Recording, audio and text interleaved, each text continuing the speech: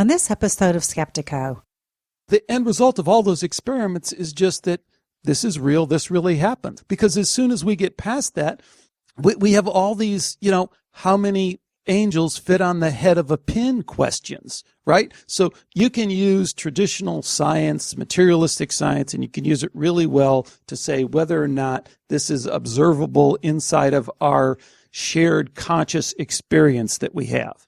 But once you get beyond that, is it really possible to say much that is at all meaningful beyond that?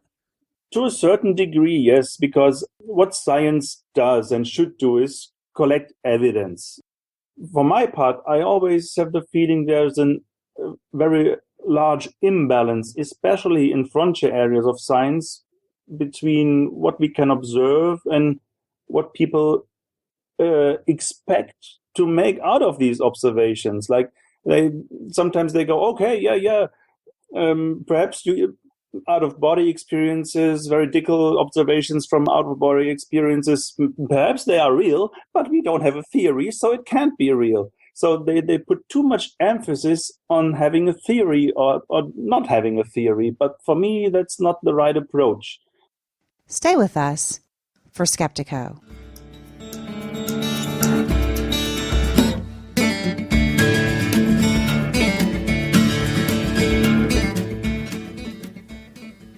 Welcome to Skeptiko, where we explore controversial science with leading researchers, thinkers, and their critics. I'm your host, Alex Tsakiris, and on this episode of Skeptiko, we talk about terminal lucidity, a very interesting topic related to near-death experience science, an underexplored and under-researched topic. And that's a situation that we hope to remedy a little bit by shedding a light on this interesting area with our guest, Dr. Michael Nahm.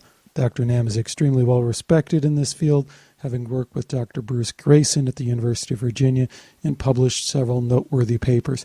He's also a guy who has some interesting thoughts on the Tibetan Book of the Dead, which we get into, and the future of near-death experience science, something I've been talking a lot about and am going to talk a lot about in the future.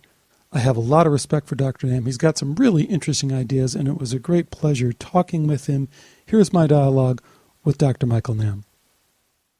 Today we welcome Dr. Michael Nahm to Skeptiko. Dr. Nahm is the author of numerous scholarly papers on terminal lucidity, parapsychology, and near-death experience-related science, and he has a really interesting way of rolling that all into his background, which is biology. He's a real biologist and has done a lot of that work too. He's a former colleague of Bruce Grayson at the University of Virginia, and he's very well known and well respected in these fields. Dr. Nahm, welcome to Skeptiko. Thanks so much for joining me. Yeah, thanks again, Alex, for your invitation. It's a pleasure to be here. My first time out there. Well, it shouldn't be. In searching you on Google, there's a mix of a lot of German references because you are German and you have published a lot of your work in German, but there's not enough on the English side, and there's not enough references to really some great work that you've done, and I hope we can bring more people into your world and your interesting take on the broader issues of near-death experience science, because that's what really intrigues me, is you kind of take it, you just kind of pull back the lens a little bit in some really useful ways, starting with this whole thing of terminal lucidity. So let's jump right into the topics that we want to talk about. Let's talk about terminal lucidity, what it is, and then first of all, and then why you think we need to understand it within the context of NDE-related phenomena. Well, first, I refer to terminal lucidity as the unexpected return of mental clarity, perhaps even of memory, shortly before somebody dies. And this refers to actually any kind of person who dies. But in my papers, or in the papers I've co-authored with Bruce and other people, we focused specifically on people who died and who had some neurologic or psychiatric disorder many years before they came to the point of dying, because I think in that cases, terminal lucidity is most interesting, because you really end up asking yourself, why are those people clear again if they hadn't been clear since maybe years before? And so this raises, of course, some important questions regarding the nature of consciousness, its relation to the brain and the brain functioning, brain biochemistry, and all these things. So in the papers that you've authored, you have some really intriguing case studies, and you've done quite a thorough job of scanning the literature, looking for these case studies, and interviewing folks and getting new case information as well. But I mean, the classic one, and one of the ones that I really enjoyed, is, someone who's suffered Alzheimer's for a long period of time, is more or less completely disabled.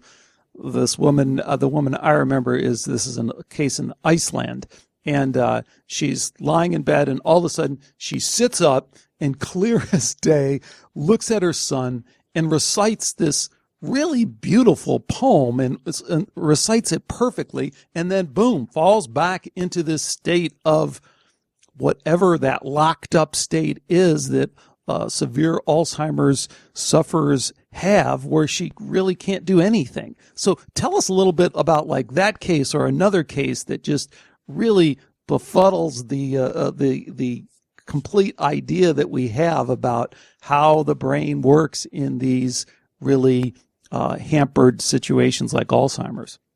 Yes, I perfectly agree that that's one of the most intriguing cases. And it relates to an Alzheimer person with a long time Alzheimer's disease history. And in fact, we have collected quite a number of these cases. It seems that the Alzheimer cases are somehow very prominent in our case collection.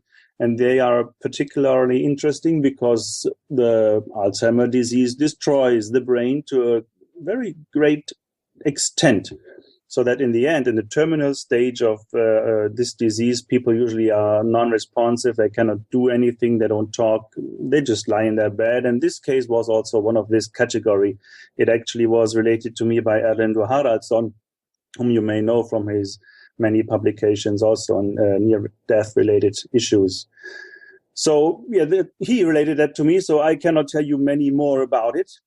But we have many other cases in which people suddenly seem to surprise their bystanders by addressing them personally while they didn't know or recognize them for years before, who suddenly sat up or seem to have access to their memory and talked about their lives, talked about their problems they had with, let's say, the church or their fear of death and all these things.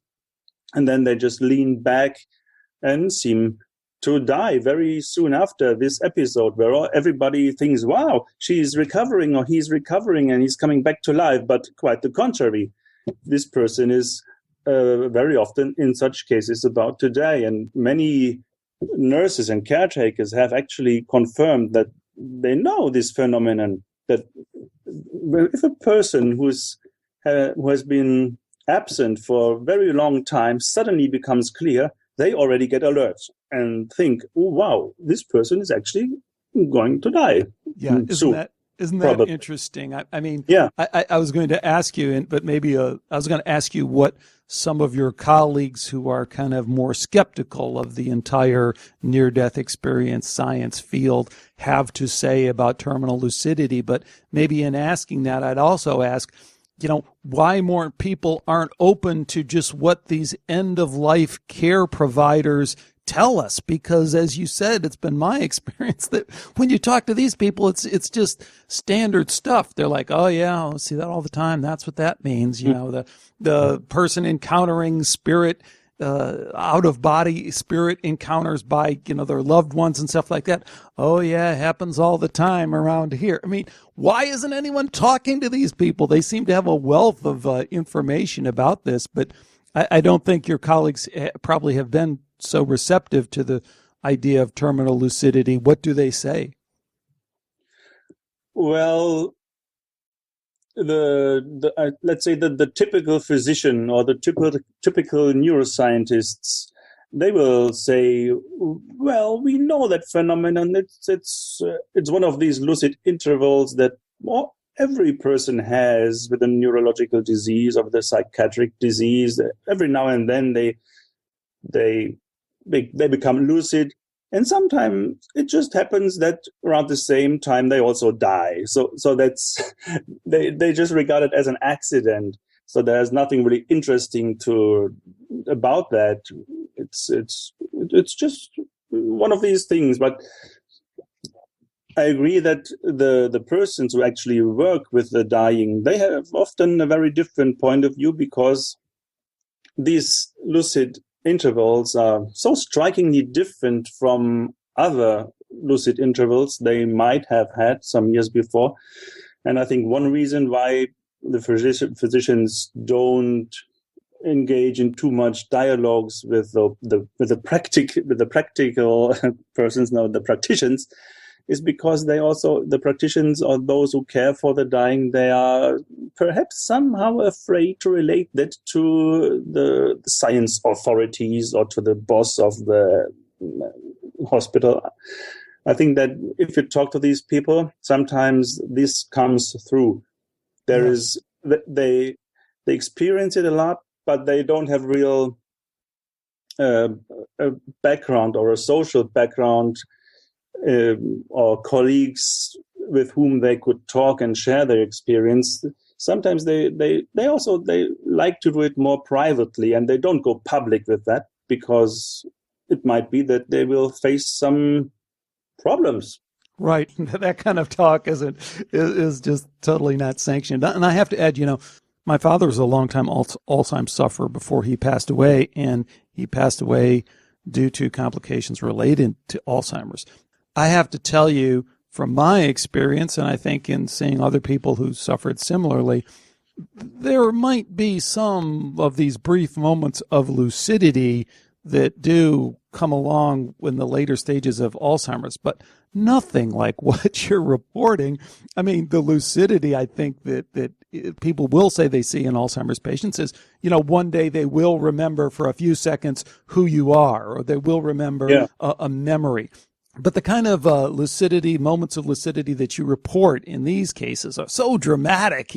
I just don't believe that I've ever seen or heard about anything like that in a situation other than these kind of extreme terminal lucidity things. So with that, let me kind of shift the focus a little bit, because one of the things that you've done, and it may seem obvious to some people, but it certainly hasn't been as pronounced in the literature and in the science as you've made it, is you've made the step and said, okay, we need to understand and think about terminal lucidity in terms of its relationship to this dying process and all the strangeness that we see around the dying process, including near-death experience, including mediumship, including all these other things that, if we really step back, there seems to be some kind of weird thing going on with the dying process. Tell us a little bit about how you go about trying to piece that together. Well, good question, because it's such a multifaceted area of potential research that one could address in these in the near-death states. Well, first of all, I think that terminal lucidity needs to be lifted beyond the present stage, in which it consists mainly of anecdotes. So one focus of my papers is to ventilate the idea of terminal lucidity and to get researchers look at it and perform studies. Like, you can perform studies into terminal lucidity or into lucid intervals. For example, you document lucid intervals. How do they occur? What's the depth? What's the clarity? You could develop scales to assess the depth or the degree of memory recovery and all these things, and put that on a time scale and do throughout the years that a person is suffering from a particular disease. And there are scales like this which are applied also in Alzheimer disease research. Also, like we have the near-death experience, the scale of Bruce Grayson. One could adopt these types of scales or research to terminal lucidity to foster the research into that phenomena, so that it leaves a little bit the and purely anecdotal level. And I think so far this has not been the case. So let me just double check that I understand that, because it's kind of intriguing. So you're I think suggesting that just like what's used to be called the Grayson scale is now called, I think, just the NDE scale, which measures the depth and some associated factors related to a near-death experience. Just as that's become somewhat of a standard used by many near-death experience researchers and a way to kind of compare research among different researchers in different places, you're suggesting that you could do the same thing with terminal lucidity. And it sounds like you're even saying that it might be even a little bit easier now, because we're already tracking some of this kind of behavior already with Alzheimer's patients, because we're interested in hearing what they are experiencing, and these moments of lucidity are interesting to us anyway. So just an extension of that, we could kind of gather some interesting data around this dying process. Yes, I think so. And also not only around this dying process, but also before, during the development of the disease. For example, there are scales that assess the daily fluctuations of mental clarity in, let's say, Alzheimer persons. Or there are scales that are already applied in the medical context that address the capability of a patient. What can he do? What is he not anymore able to do? And all these things. And one could just modify these already existing scales and adopt their use to documenting the development of lucid intervals and also, of course, terminal lucidity. And I think if you would do that, then you could nicely see in the end, that's my hypothesis, that the terminal lucidity is quite different from what we talked about earlier, the earlier intervals of lucidity, so that we could compile a real data set that highlights the speciality of this moment, so that the typical standard answer, well, it's just one of these typical lucid intervals, and it only happens to occur around the time somebody dies, that can be countered if that documentation would be successful. But I think it could be. People could do that. But of course, first they need to know about all this, and this is what I try to reach with publicizing that issue of terminal lucidity.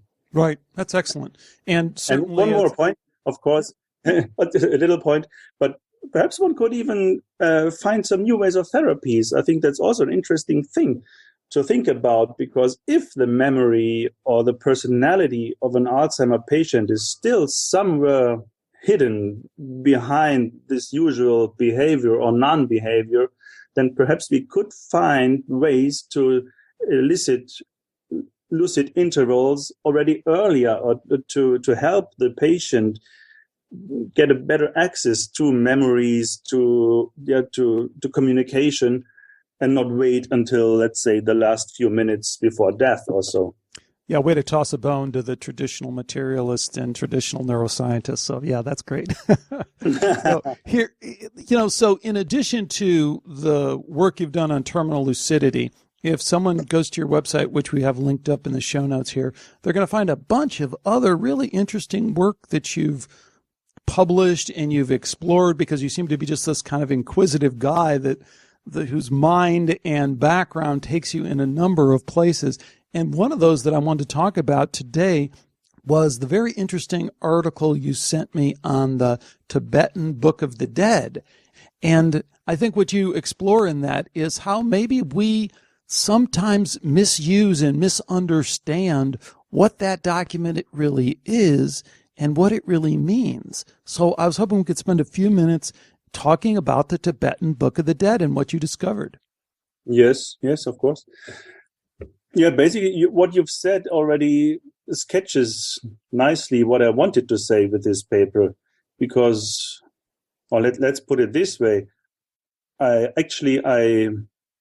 became motivated to write about the Tibetan Book of the Dead because of personal experiences I had with adherents of the Tibetan traditions. And when I talked about near-death experiences, what the people experience, typical stages of, let's say, pleasurable Western NDEs, they would just go on and say, "Oh no, come on, that's not related to dying." When you want to know what people experience when they really die, you have to read the Tibetan Book of the Dead. Right. And This is the ultimate authority. This is 2,000 years old, 5,000 years old, yes, whatever they say. Right.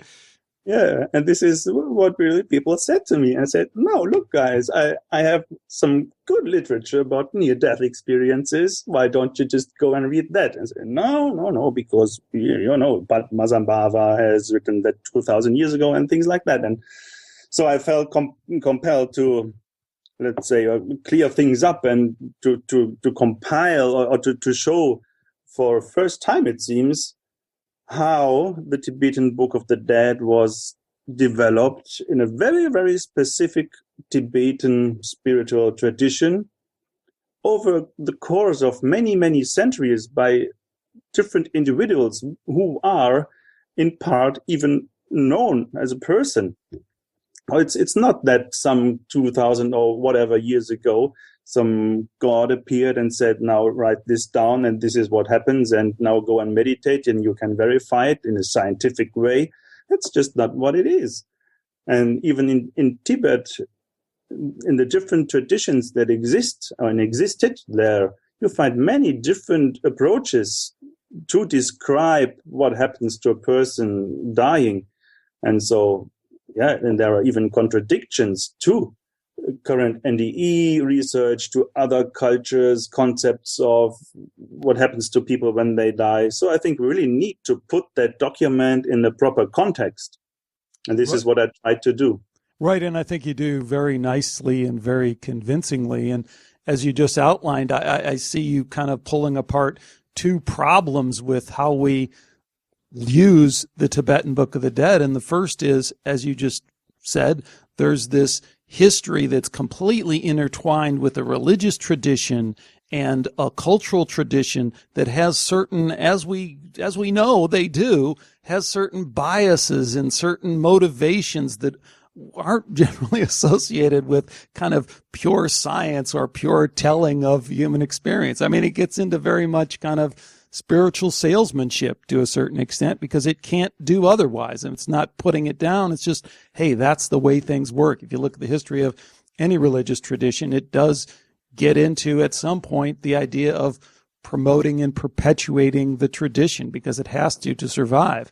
But then the other thing you pull apart is the also complicating factor that as we've absorbed it into the West, we've applied our own filters on it that, oh, this is a psychological text about transformation, or no, it's a very scientific approach to it. It's purely scientific, or even it's a humanistic approach. It's really about people. It's not even about spirituality so much. So maybe you can speak to both of those. I mean, you kind of have spoken to one, but if there's anything you want to add to how the cultural influences of Tibetan Buddhism and the religious influences might have distorted what we got through the original experiences, and then how we in the West have kind of added this layer of disinformation or misinformation, really, because I don't think they were intentionally trying to misinform people, but how that's been layered on top of it.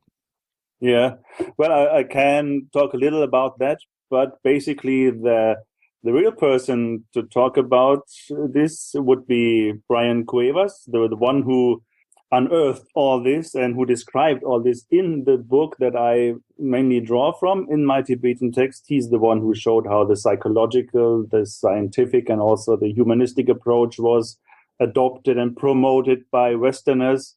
So I've just recapitulated that part in my paper.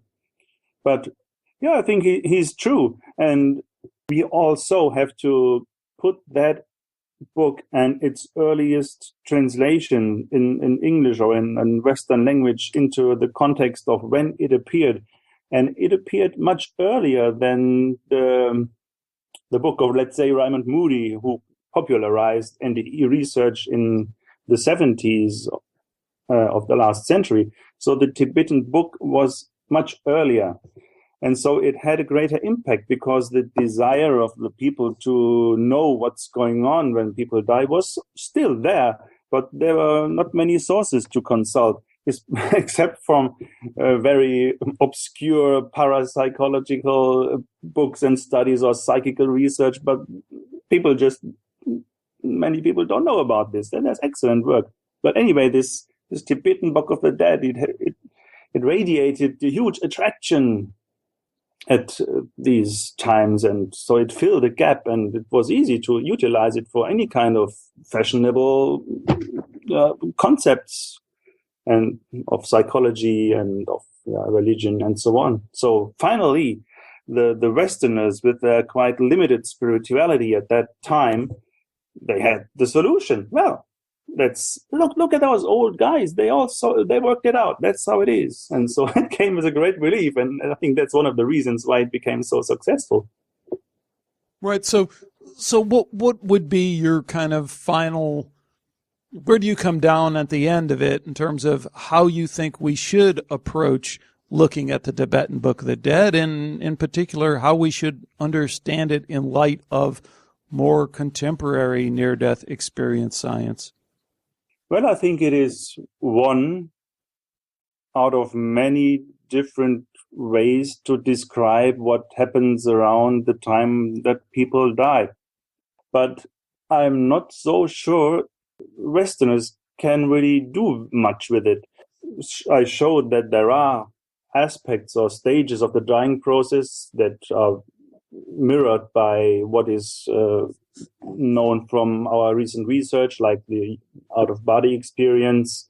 There's some type of life review.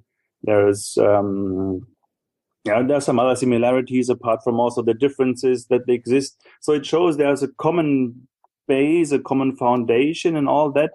But with regard to all the specialities and the specifics that this book contains, I think we can look at it in two ways. First, from a purely cultural perspective, from a cultural context, to see how it developed and also what people of a specific context experience when they meditate. And the other thing is that I think we perhaps have an opportunity to get a glimpse of the factors that shape actual near-death experiences if we would be able to document near-death experiences, for example, from advanced Tibetan lamas or gurus who have experienced tremendous amounts of stress and life danger, threatening, and all kinds of danger when they had to escape from the Chinese oppression. So maybe we could find people who suffered NDEs from the Tibetan context and who were all knowledgeable in the Tibetan Book of the Dead. And I'd be really interested in what they report from their spontaneous near-death experiences. Would that match the description of the Tibetan Book of the Dead, or would that rather match the typical near-death experience as it is described in the Tibetan Dialogue accounts or in other traditional cultures of Asia and Southeast Asia, which are known to differ in certain respects from the Tibetan Book of the Dead? So if advanced lamas with the practice of meditation in the context of the Tibetan Book of the Dead would experience precisely what is written in that book, I think that would have a certain impact on our understanding of NDEs and other factors that shape NDEs and how even your personal attitudes and your personal training could shape what you experience during an NDE, or I don't know, perhaps even in an afterlife. So that's an interesting topic I'd like to know more about, but if at all, it certainly will be very difficult to retrieve reports of such persons. Well, and as you're saying that, I was thinking, that gets to the larger question of where can we really go with near-death experience research, if you will, or science. And it seems to me that we have this huge wall, and it's kind of the evidential wall is we've leaped over it, even though there's a lot of people that don't want to leap over it with us. It's like, hey, this is real, this happens. This seems to completely undermine this dorky idea we've had of how the mind is wholly a product of the brain. That seems to be cast aside by this research. But I'm just not sure what we can do beyond that. And I remember interviewing Raymond Moody, who can be sometimes very difficult to listen to. He kind of talks in rhymes and sometimes has some kind of weird associations that he makes. But one thing he kind of was really insistent on, and it just kind of stuck with me, and I don't know if it's true or not, but he said that, really when it comes to NDEs, we need a completely different system of logic. And I would extend that and say a system of language before we can ever really talk about this stuff scientifically. So I wonder if this whole field just brings us up to the point of saying, okay, something very strange is going on, but then I'm always a little leery when we extend beyond that and say, oh, well, okay, this is a completely new realm that we've discovered, but we can use all our same tools. We can just pack them on our back and bring them with us as we investigate this. I don't know that we can.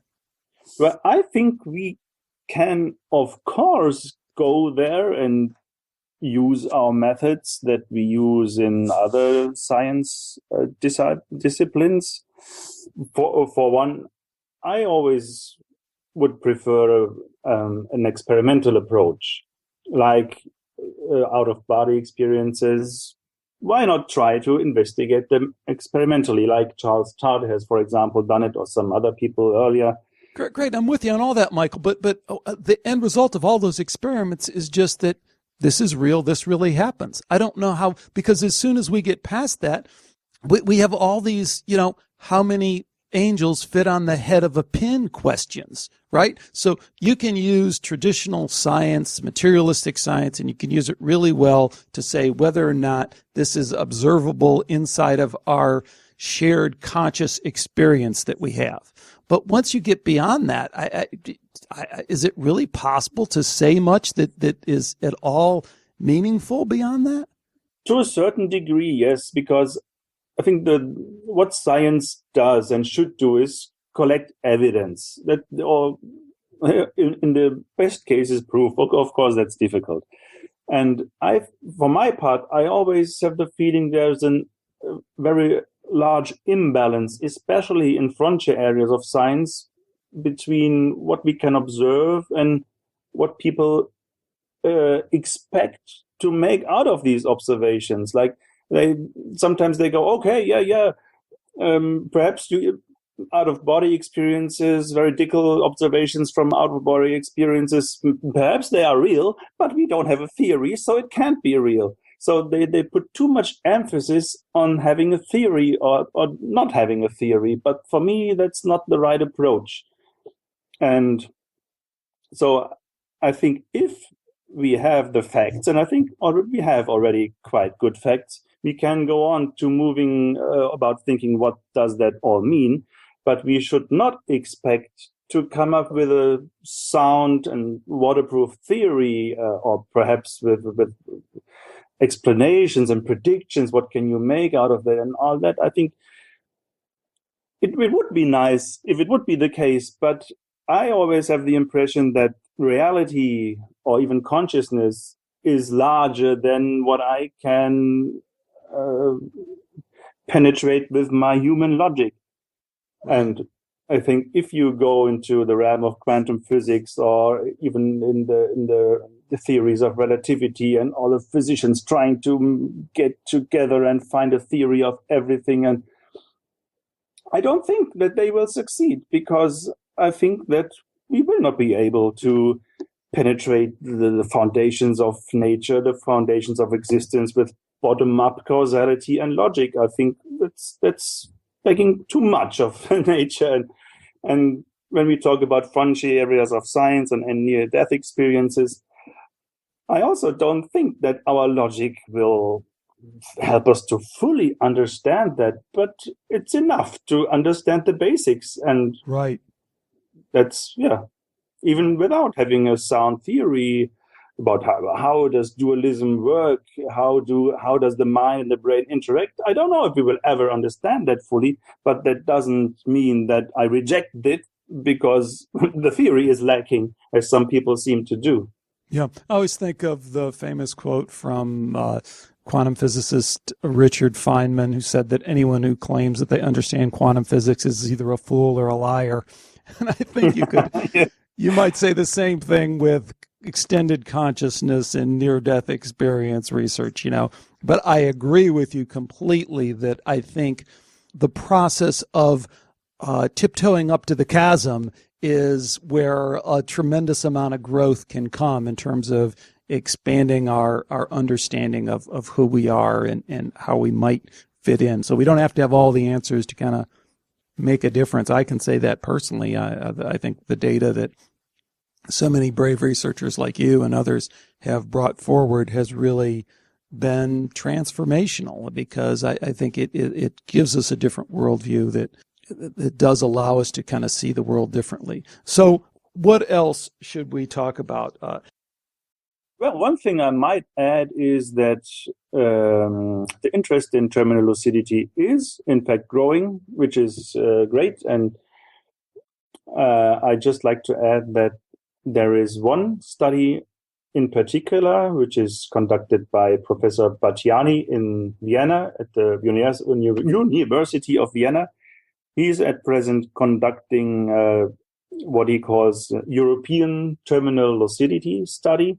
And he's aiming at sending out questionnaires to many thousands of practitioners in the health business hospital scene, specifically asking for reports of terminal lucidity. And I know he's doing quite well, and he's received some very interesting feedback and reports, especially again out of the Alzheimer context. So that's good to see. I think he will really do his part in promoting the need to perform research into that business. And also in Switzerland, there is a study that is at present performed into end-of-life experiences, including terminal lucidity. And I think there is a growing awareness regarding that topic, and it's good to see. That's why I write these things, and I'm glad if people pick it up and take up their own initiatives and go on and start to investigate that thing. And I think I'm looking into the future with an optimistic perspective, so that in, let's say, 10, 20 years, maybe we'll know much more about than what we know today. Dr. Nahm, you've been at the forefront of doing a lot of this work in near-death experience science. What are you up to lately? What are you doing now, and what can we expect to see from you in the future? Oh, wow, that's always difficult to predict. But at present, I'm compiling material on the question in how far hydrocephalic people, or generally people with a very reduced or unusual brain mass in their heads, can behave normally. That focuses on the work of John Lorber. You may have heard of him, who performed this large series of hydrocephalic patients, and he found that a limited number of them, although they seem to have greatly reduced brain volumes and brain tissue, brain structures that differed greatly from the typical and usual brain structures, still performed very good, and even had IQs of far above 100. So I'm trying to elaborate more aspects of potential discrepancies of brain structure, brain functioning, and the intelligence associated with these misconstructed brains, so to say. So that's one of my present occupations. Great. And again, if folks want to check out your website, we'll link it up, but it's michaelnahm.com. And it's just spelled. We'll have the spelling. I'm not going to spell it for people over the air. That's always a little bit annoying. But it's great work. It's very interesting work. It's been great having you on. Thanks again so much for joining me. Yeah, thanks again for inviting me. Thanks again to Michael Nahm for joining me today on Skeptiko. One question I'd tee up from this interview came at the end when Dr. Nahm and I talked about the limits of collecting more data, if you will, about near-death experience and related accounts. Does the data get us anywhere once we've established that there's a reality to this phenomena? Can we do much more with our basically materialistic-based scientific tools of investigation when we're talking about this realm of extended consciousness? I think he had a great answer, by the way, but I still want to throw that out there for all of you to discuss with me and maybe Dr. Nahm if he joins us in the forum. So to get to the Skeptiko forum or to leave a message on the Skeptiko website, go to skeptiko.com at skeptiko.com. There you can find links to all of our previous shows, over 275 of them, available for free download from there on the site or through iTunes. You can get most of them, but you can get all of them from the website for free, MP3 downloads. We're also uploading more and more of them on YouTube and hope to get them all up there as well. I have some really good shows coming up, including a couple of pretty hardcore near-death experience debates, one with University of British Columbia Professor Evan Thompson, and one with award-winning science writer John Hogan. I like both of those guys a lot, but I did enjoy kind of hammering out some indie e-science issues with them. Those are coming up in the next few weeks. There'll also be some other really good interviews thrown in there as well. Those are just the two that come to top of mind as I'm speaking here, but I have some other really good shows as well that you'll see in the coming weeks. So do stay with me for all of that. Until next time, take care and bye for now.